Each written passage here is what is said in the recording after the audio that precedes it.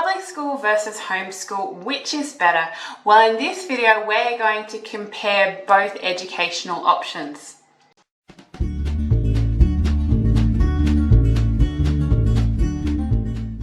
So, how is homeschooling different from public school? Well, the first one would be accountability. So, is your child learning? Are they slipping through the cracks? You might not know this if your child is in public school, but when your child is homeschooled, then you know every little thing about their education. And what this means is that you're going to be giving them what they need to grow and to learn. Whereas that might not happen in public school, and you might not feel empowered to try and make those decisions, perhaps over what the teacher is telling you and your child to do as well. And you know, it's not the teacher's fault. They have 20 to 30 kids to deal with. How can they be across so many children? It's almost impossible. But you as a homeschool parent can certainly be over your children and seeing what they're doing. And so in that way, they're going to learn more. And that is part of why homeschool is very different to public school. Another difference about homeschool versus public school is that the teacher is a professional. Surely, not so. In a way, you know your child so much better than any teacher is going to know them. You know their likes, you know their dislikes. And in that way, homeschool is different to public school because a teacher can really hone in on those differences. The parent who is also a teacher can really hone in on those differences and address them. They can also make a calmer environment at home. It can be quite hectic in the school environment with the teacher trying to manage so many different children who have problems, children who are acting up, doing busy work, delaying kids so that others can catch up. It's not all that calm. In a homeschool environment, it can be a lot calmer because you don't have to deal with all that rubbish. Another difference between homeschool and public school is the busy work. There is not anywhere near as much busy work in the homeschool because the mum can see it, they can skip it. Also, in a public school, teachers need to delay students so that the slower ones can catch up to the faster ones. And then the faster ones are sitting there twiddling their thumbs. In a homeschool, these faster students could be doing other work and they would be slowed up and therefore their mind would be active. The other thing about slowing up a student is they get bored, they get sick of being educated and learning and they want to stop it. They do not become lifelong learners because learning has become a painful thing for them. If you're in a homeschool, a lot of homeschool students are not sick of learning. In fact, they love it, and so they become lifelong learners by the end of their education, which is fantastic. There's also the love the teacher has for the child. Now, if you have a homeschool child, their teacher, who is their parent, will love them more, will invest in them more. And so a child who is loved tends to get more attention, and the person who is investing in them, their teacher, invests in them more, and they learn more because they want to, and because they want to please their teacher more.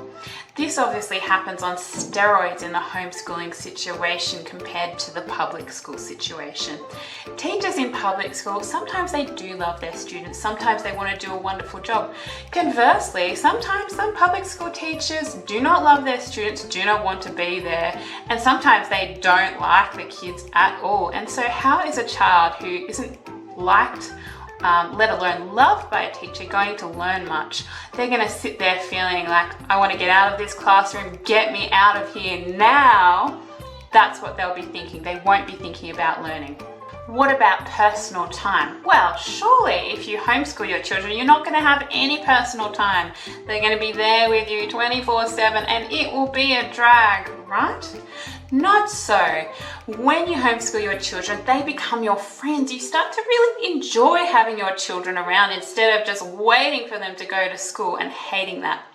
Also, if you send your child to school, what will happen is you'll have to nag them to get up, get their shoes on, take everything to school, and then you will have some short hours, but then when they come back, they're going to be grumpy and you are not going to like that. So it will not be a nice situation. Now, of course, this isn't always the case, and it might be okay for you, but that is what happens to a lot of parents. It's what happened to my parents, and they really enjoyed having us when we were young, but they did not enjoy it when we went to school for all of these factors. There wasn't that freedom which you are often promised that you'll have when your children go to school.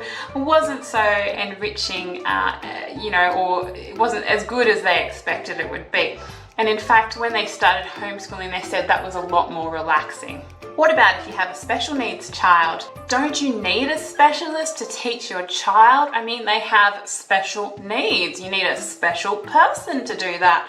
Not so. As a parent, you are the one who is most qualified to know your children well. You actually know your children better than anyone, and so you are the specialist on your child. You've been with them since they've been little. You've seen them grow up. You've seen their weaknesses and their strengths, and you know them really well. Perhaps if they have a disability of some sort, you've spent a lot of time researching that disability. You know which bits they can do, which bits they cannot, and so in that way you are the specialist, as opposed to even if you give it to a teacher who specializes in special education, they haven't spent the hours you have with your child. And so you as a parent are the best person who is qualified to look after them.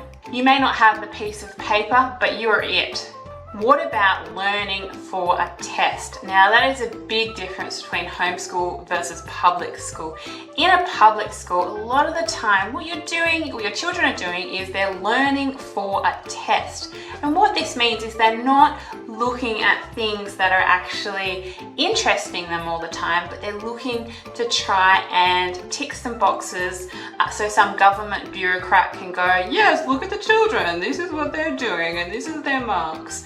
But when you homeschool, you don't need to do this. You can test them in other ways. You can test them using game schooling. I've got a video on that you can have a look at. And this is a lot more interesting. You can also do a Charlotte Mason narration way of testing children. And this is just a lot less stressful, causes a lot less anxiety. And also when you're learning for a test, then what this means is you're going to have a lot of educational gaps because you're just not looking at other things. Instead, you're just spending your time learning for a test like NAPLAN or the equivalent of that. Thanks so much for listening to this video on homeschool versus public school, the differences and a lot of the cons, I think, of going to public school. Please like, subscribe, comment for more. Again, I'll be releasing more of these videos. If you want to know how you can get started with homeschooling, go to my website. I've got an article on how to homeschool, and also check out my homeschooling methods quiz. If you're new to homeschooling, I can walk you through that, and I'll send you a free 6-day homeschooling methods course, which you will love.